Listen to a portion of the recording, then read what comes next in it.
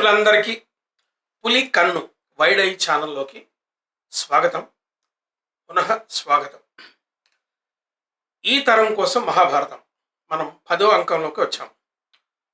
పోయిన సంచికలో మనం కుమారాస్త్ర ప్రదర్శన గురించి చెప్పుకున్నాం.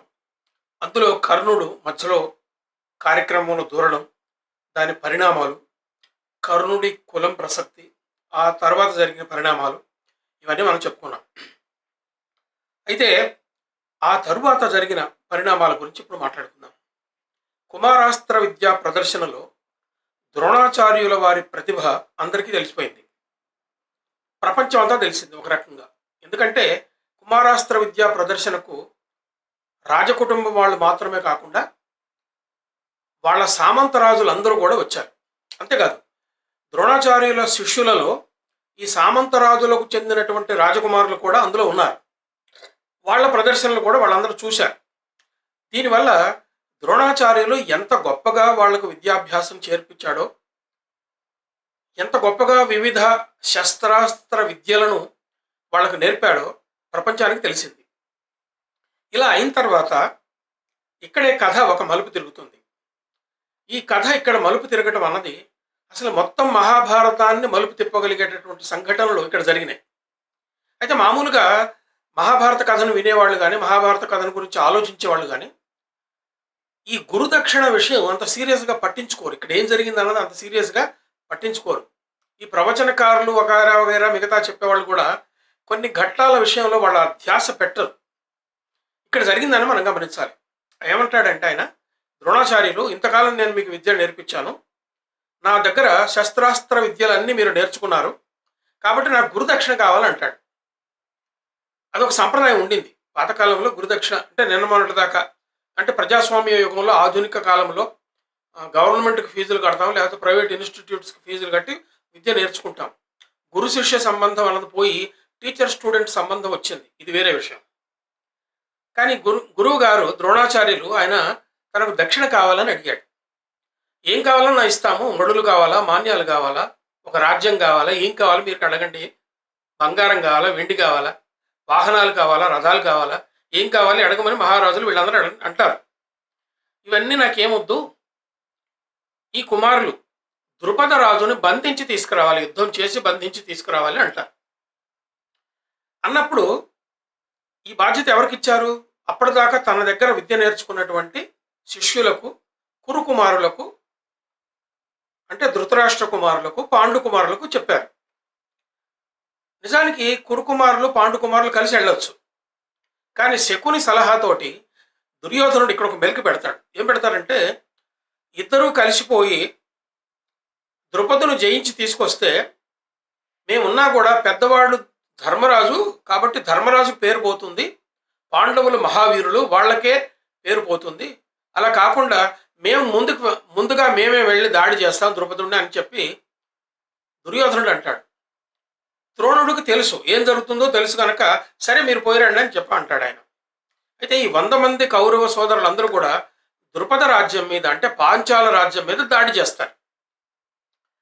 వాళ్ళు సిద్ధంగా ఉంటారు, ఎందుకంటే ఎప్పుడు కూడా సైన్యం సిద్ధంగా ఉంటుంది కనుక పాంచాల రాజ్యం మీద వీళ్ళు దాడి చేసినప్పుడు కౌరవులను చిత్తుగా ఓడించి తిప్పికొట్టి పంపించేస్తారు. అంటే ద్రుపద సైన్యం, దృష్టద్యుమ్నుడు, వీళ్ళందరూ కలిసి కౌరవులను ఓడించేస్తారు. వాళ్ళు పలాయనం చిత్తగించి వెనక్కి వస్తారు. అప్పుడు 5గురు పాండవులు వెళ్తారు. వాళ్ళు 100 మంది పోయినారు, ఓడిపోయారు, కానీ 5గురు పాండవులు వెళ్తారు. ఈ 5గురు పాండవులు కూడా కార్చిచ్చులాగా ద్రుపదుడి మీద, ఆయన పాంచాల రాజధాని మీద, కాంపిల్యం మీద దాడి చేస్తారు. దాడి చేసినప్పుడు ద్రుపదుడు కూడా వీళ్ళతోటి దాడి చేస్తాడు. అయితే భీముడు రాజకుమారులను వీళ్ళందరినీ, అంటే సైన్యాన్ని ఆయన ఎదుర్కొంటుంటే అర్జునుడు, ధర్మరాజు, నకుల సహాదేవులు వేరు ప్రాంతాల్లో కాన్సన్ట్రేట్ చేస్తుంటే ఒక అర్జునుడు మాత్రం ద్రుపదుడి మీద ధ్యాస పెట్టి ఆయన ఎలా ఓడించాలి అని చెప్పి ప్రయత్నంతో తన ధనుర్విద్యా కౌశలాన్ని అంతా చూపిస్తాడు. అక్కడ బాణవర్షం కురిపిస్తాడు. ద్రుపదుడు గాలి పీల్చుకునేంత వ్యవధానం కూడా లేకుండా ద్రుపదుడు చుట్టూత తన శరాలతోటి ఒక గోడ కట్టినట్టుగా, ఆయన కదలకుండా చేసినట్టుగా చేస్తాడు. ద్రుపదుడు పెద్దవాడు, అర్జునుడు కుర్రోడు. అర్జునుడు అంత వయసు ఉన్నటువంటి కొడుకు ఆయనకు ఉన్నాడు అప్పటికే, అంటే ఆయనకు తండ్రి అంత వయసు వాడు. కానీ ఆ అర్జునుడి ఆ ధనుర్విద్య కౌశలం చూసి మెచ్చుకుంటాడు ఆయన. అంటే తనను ఓడించడానికి, తనను బంధించడానికి వచ్చినటువంటి వీరుణ్ణి, బాలకుణ్ణి, వీరుణ్ణి ద్రుపదుడు హాయిగా మెచ్చుకుంటాడు. ఇది వీరుడి లక్షణం. ఒక వీరుడు అవతల వీరుడి యొక్క శౌర్యాన్ని మెచ్చుకోవటం అన్నది వీరుడి లక్షణం అన్నమాట. ఆ వీరుడి లక్షణాన్ని ద్రుపదుడు చాలా బాగా ప్రదర్శించాడు. అర్జునుడి యొక్క శౌర్యాన్ని, ధనుర్విద్య కౌశలాన్ని మెచ్చుకుంటాడు. ద్రోణాచార్యుడు ఎందుకు చెప్తాడు ప్రపంచంలో అర్జునుడిని మించిన ధానుష్కుడు లేడు అని చెప్పి ద్రోణాచార్యులు చెప్తూ ఉంటారు కదా, బహుశా ఇందుకే చెప్తుంటాడేమని చెప్పి ఆయనకి ఆలోచన వచ్చింది. ముచ్చటపడ్డాడు. ఇలా సంతోషపడుతూ ఉండగా చిన్న చిన్న తప్పులు చేస్తాడు యుద్ధంలో. దాన్ని అవకాశంగా తీసుకొని అర్జునుడు ద్రుపదుడిని బంధించే ప్రయత్నం చేస్తాడు. ఈలోగా భీముడు, నకుల సహదేవులు, ధర్మరాజు వీళ్ళందరూ కూడా 4 దిక్కుల్లో కూడా వాళ్ళ సైన్యాన్ని నిలువరించగలుగుతారు. వాళ్ళ సైన్యంతో యుద్ధం చేసి ఆపేయగలుగుతారు. ఈ సందర్భంలో దృష్టద్యుమ్నుడు ఆయన వేరే చోట కాన్సన్ట్రేట్ చేస్తున్నటువంటి సందర్భంలో ద్రుపదుడిని అర్జునుడు బంధించేస్తాడు. బంధించి రథం మీద హస్తినాపురానికి ద్రోణుడి దగ్గరికి తీసుకొస్తాడు. ద్రోణుడు చాలా సంతోషపడతాడు. అయితే మనం పోయిన సంచికలలో ద్రోణుడికి ద్రుపదుడికి ఎందుకు వైరం ఉన్నది, ద్రుపదుడు ద్రోణుడిని ఎలా అవమానించాడు, ఎందుకు శత్రుత్వం ఏర్పడిందన్న సంగతి ఇంతకు ముందు చెప్పినటువంటి సంచికలలో మనం చెప్పుకున్నాం. 9వ సంచిక కాకుండా 8వ సంచికలో ఈ విషయం చెప్పుకున్నాం. అయితే భరద్వాజాశ్రమంలో అంటే ద్రోణాచార్యుడు తండ్రి ఆశ్రమంలో ద్రుపదుడు, ద్రోణుడు ఇద్దరు కలిసి చదువుకున్నారు. ఆ సందర్భంలో స్నేహితులయ్యారు. స్నేహితులైనప్పుడు ఆయన విద్య ముగిసి ద్రుపదుడు తన ఇంటికి వెళ్ళేటప్పుడు, తన రాజ్యానికి వెళ్ళేటప్పుడు ఏం చెప్తాడంటే, మిత్రమా, మన ఇద్దరం కలిసి చదువుకున్నావు, నువ్వు నాకు మిత్రుడివి, నీకు ఎప్పుడు ఏ అవసరం వచ్చినా కూడా నా దగ్గరికి రా అని చెప్పి అంటాడు. అన్న తర్వాత ఆయన ద్రోణుడు పెద్దవాడు అవుతాడు. ఆయనకు పెళ్ళి అవుతుంది, పిల్లలు పుడతారు. పిల్లలు పుట్టినప్పుడు వాళ్ళని పోషించుకోవడం కొంచెం కష్టం అవుతుంది. పరశురాముడి దగ్గరికి పోయి ఆయన అందరికి దానం చేస్తున్నాడని తెలిస్తే పరశురాముడి దగ్గరికి పోయి ఆయన దానం అడుగుతాడు. నేనేం దానం చేశాను, ఉన్నదంతా సంపాదించిన సంపాదన అంతా విప్రులకు దానం చేశాను, నేను సంపాదించినంత భూమి అంతా కూడా కశ్యపుడికి దానం చేశాను, నా దగ్గర అస్త్ర విద్యలు విజ్ఞానం తప్ప ఇంకేం లేదంటే అదే నాకు ఇవ్వమని ద్రోణాచార్యుడు ఆయన దగ్గర అస్త్ర విద్యలు, దివ్యాస్త్రాలు ఇవన్నీ నేర్చుకొని వస్తాడు. ఆ తర్వాత రోజు గడవట్లే, పిల్లవాడికి పాలు కూడా కొనలేని పరిస్థితి ఉంటుంది. అప్పుడు తన మిత్రుడు రాజుగా ఉన్నాడన్న సంగతి తెలిసి ద్రోణాచార్యుడు ద్రుపదుడి దగ్గరికి పోయి మిత్రమా అని అడిగితే, నేను నీకు మిత్రుడిని అంటే రకరకాల మాట్లాడి అవమానించాడు.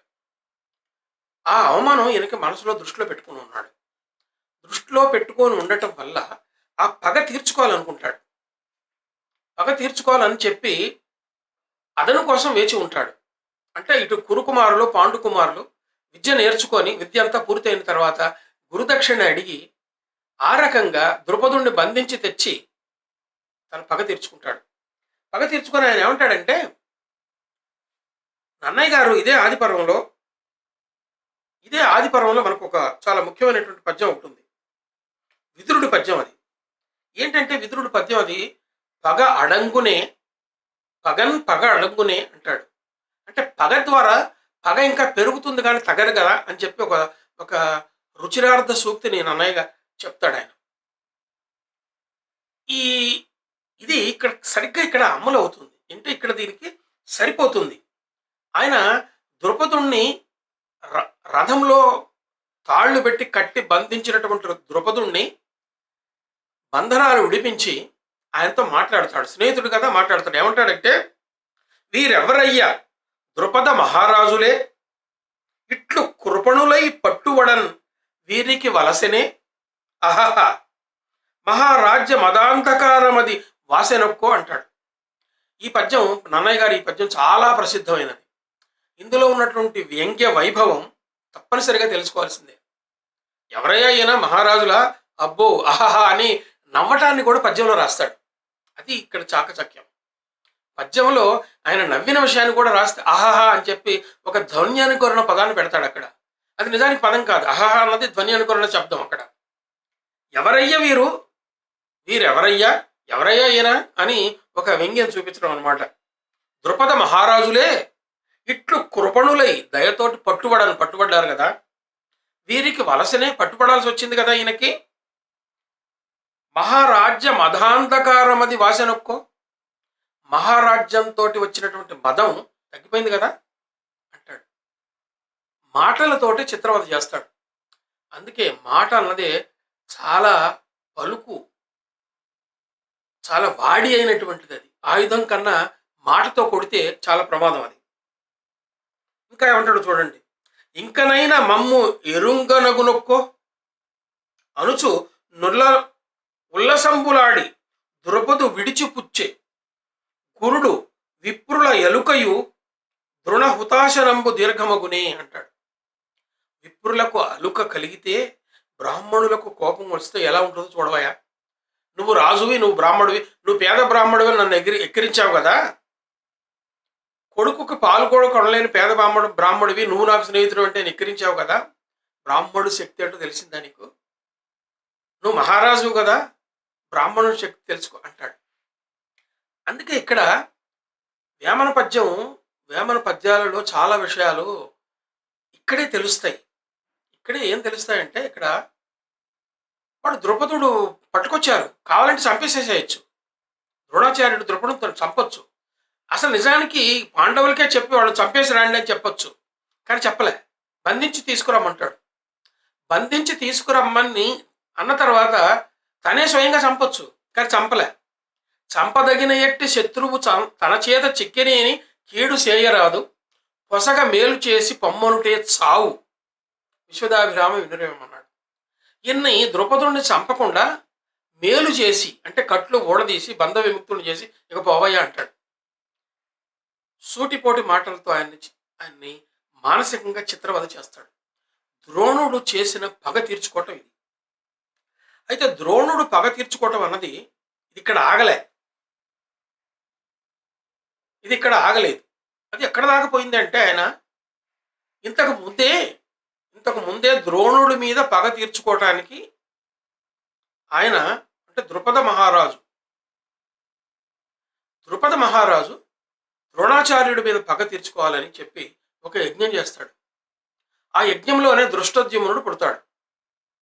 అంటే ద్రోణుణ్ణి సంహరించగలిగేటటువంటి శక్తి కలిగిన కుమారుడు కావాలని అట్లాంటి యజ్ఞం చేసే యజ్ఞకర్తకు వెతికి పట్టుకొని, యాజకుడిని పట్టుకొని, ఉపయాజన పట్టుకొని ఆయన ద్వారా యజ్ఞం చేశాడు. ఆ యజ్ఞంలో నుంచే ఖడ్గంతో, వివిధ ఆయుధాలతోటి దృష్టద్యుమ్నుడు పుడతాడు. అలాగే ద్రౌపది కూడా ఆ యజ్ఞంలో నుంచే పుట్టింది. ఇక్కడ గమనించాల్సింది ఏంటంటే, ద్రోణుడి పగ కారణంగా దృష్టద్యుమ్నుడు పుట్టాడు, ద్రౌపది పుట్టింది.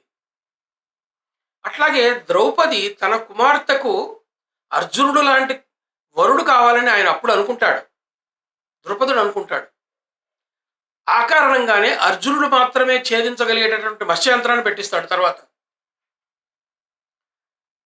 ఆ దృష్టద్యుమ్నుడి ద్వారానే ద్రోణుడికి మరణం సంభవించింది. ఆ దృష్టద్యుమ్నుడు ద్వారానే, ఈ పగ కారణంగానే తరువాత మహాభారత కథకు ఇది మూలమైంది. అందుకని ద్రోణుడు అడిగినటువంటి గురుదక్షిణ అన్నదానికి ఇంతటి రిపర్కషన్ ఉంటుందని చెప్పి ఆయన అప్పుడు అనుకోలే. అంటే ద్రుపదుణ్ణి అవమానిస్తే ఏం జరుగుతుందన్నది ఆయన అనుకోలేదు. ద్రుపదుణ్ణి అవమానించిన కారణంగా ఒక కుమార్తెను ఆయన ఈ పర్పస్ కోసమే ఆయన యజ్ఞం చేసి అలాంటి కుమార్తెని పొందాడు. సరే, యజ్ఞంలో ఎలా పుడతారు, ఈ విషయాలు మన జోలికి మనం పోవద్దు. గ్రహించాల్సింది ఏంటంటే, ద్రోణుడికి ఒక కుమారుడు ఒక కుమార్తె ఉన్నారు. వాళ్ళు మహావీరులు. ద్రోణాచార్యుని కూడా చంపగలిగినటువంటి గొప్ప వీరుడు. ఇంతవరకు మనం అవగాహన చేసుకుంటే చాలు. దీని కారణంగా ఏమైంది, అర్జునుడు స్వయంవరంలో ద్రౌపదిని గెలుచుకోగలిగాడు. అక్కడ మళ్ళీ దుర్యోధనుడు, కర్ణుడు వాళ్ళతో యుద్ధం చేయగలిగారు. అక్కడ శత్రుత్వం వచ్చింది. అదే దృష్టద్యుమ్నుడు ద్రోణుడిని చంపడానికి కారణమైనది. ఆ కారణంగానే దృష్టద్యుమ్నుని పాండవులు సేనాధిపతిగా పెట్టుకున్నారు. మొట్టమొదటి సహదేవుడు సూచించింది ఏంటంటే, సేనాధిపతిగా ఎవరిని పెట్టుకోవాలని సహదేవుడు ఏమి సూచించాడంటే, విరాటరాజుని పెద్దవాడు, అనుభవం ఉన్నవాడు, మనకు సహాయం చేసినటువంటి వాడు. అలాగే పాండవులంటే ప్రేమ కలిగినటువంటి వాడు, అభిమానం కలిగినటువంటి వాడు. కాబట్టి ఆయన విరాట రాజుని సేనాధిపతిగా పెట్టుకోవాలని చెప్పి సహదేవుడు సూచిస్తాడు. అర్జునుడు కూడా ఇంకొక పేరును సూచిస్తాడు. కానీ కృష్ణుడి సలహా మేరకు దుర్యోధనుడు సారీ కృష్ణుడి సలహా మేరకు ధర్మరాజు ధృష్టద్యుమ్నుని సేనానాయకుడిగా పెట్టుకుంటాడు. అలా పెట్టుకోవడానికి కారణం ఏంటంటే ద్రోణాచార్యుని సంహరించడానికి ఈయన పుట్టాడన్న సంగతి ఆయనకు తెలుసు. కాబట్టి ఆ రకంగా మహాభారత యుద్ధము అటువైపు మళ్ళడానికి, మహాభారత యుద్ధంలో కీలకమైనటువంటి ఈ పరిణామాలు జరగడానికి మూలకందంగా నిలిచినది ఒక ఘట్టం ఏంటంటే ఆ ఘట్టము ద్రోణాచార్యుడు గురుదక్షిణ కోరి ద్రుపదుడి మీద పగ తీర్చుకోవటం అన్నది ఇక్కడ ఒక కీలకమైనటువంటి మలుపుగా ఇక్కడ మనకు కనపడుతుంది.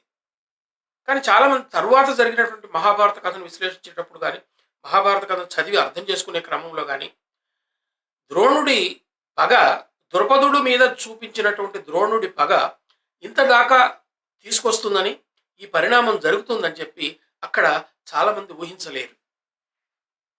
కానీ మహాభారత కథలో ప్రతిదానికి ఒక లింక్ ఉంటుంది. మహాభారత కథలో చాలా ఉపాఖ్యానాలు వస్తుంటాయి.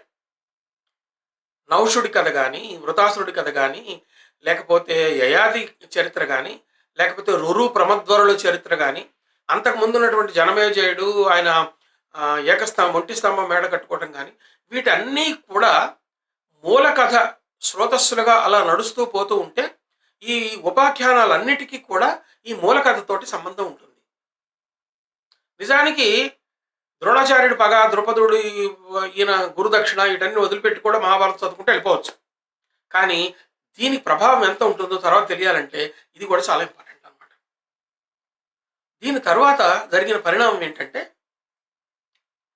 పాండవులు, ఇక్కడ తెలిసిన ఇంకొక విషయం ఏంటంటే 100 మంది కౌరవులు చేయలేని పనిని 5గురు పాండవులు చేశారన్న సంగతి ప్రపంచానికి తెలిసిపోయింది.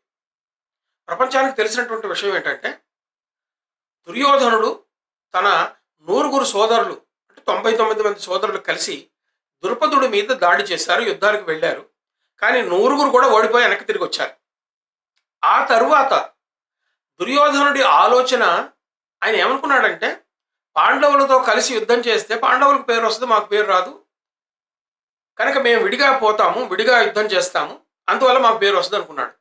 కానీ కలిసిపోయి ఉన్నట్లయితే కౌరవులకు అపకీర్తి రాకుండా ఉండేది. దుర్యోధనుడు అంత దూరం ఆలోచించలే. దుర్యోధనుడు అంత దూరం ఆలోచించడు కూడా. అలా ఆలోచించని కారణంగానే, దుర్యోధనుడు ఇలా ఆలోచించలేని కారణంగానే మహాభారతంలో చాలా ఘట్టాలు ఇందువల్లే జరుగుతాయి. అదే మొదటనే కౌరవులు పాండవులు కలిసి ద్రౌపదుడి మీదకి పోయినట్టయితే అందరూ కలిసి పని చేశారు అని చెప్పి అందరికి కలిపి కామన్గా ఒక కీర్తి ఉండేది. కానీ కౌరవులు ఆ అవకాశాన్ని కోల్పోయారు. ప్రపంచానికి స్పష్టంగా తెలిసినటువంటి విషయం ఏంటంటే పాండవులకు అది తొలి విజయం, కౌరవులకు తొలి పరాజయం కూడా. అయితే కర్ణుడు కూడా కౌరవులతో కలిసి వస్తానన్నాడు. అంటే వాళ్ళు వద్దంటారు. ఎందుకు వద్దంటారంటే కర్ణుడు ద్రౌపదుడి మీదకి పోయినట్టుగా మనకి ఎక్కడా లేదు. ఎందుకు వద్దంటారంటే మేము ఆయనకు శిష్యులు, నువ్వు కాదు కదా, మేము ఆయన దగ్గర నేర్చుకున్నాం కాబట్టి మేము ఆయన గురుదక్షిణ చెల్లించాల్సిన పని మాకుంది, కృతజ్ఞత చెప్పుకోవాల్సింది మాకుందని చెప్పి కర్ణుని ఆపేస్తారు. కౌరవులు మాత్రమే పోతారు. కానీ ప్రపంచానికి కౌరవుల కన్నా పాండవులు గొప్ప వీరులు అన్న సంగతి తెలిసిపోయింది. కౌరవులు 100 మంది చేయలేని పని పాండవులు 5గురే చేస్తారన్న సంగతి తెలిసింది. ఇది రాబోయే మహాయుద్ధంలో కౌరవుల మీద పాండవులు విజయం సాధిస్తారన్న సంగతి తెలియడానికి ఒక ప్రాథమికమైన భూమికగా ద్రుపదుడి మీద దండయాత్ర దీనికి పనికొచ్చింది. దీనివల్ల ఇంకొక పరిణామం ఏం జరిగిందంటే ద్రుపదుడి మీద గెలిచిన తర్వాత ద్రుపదుడి రాజ్యం ద్రోణాచార్యుడికి వచ్చింది.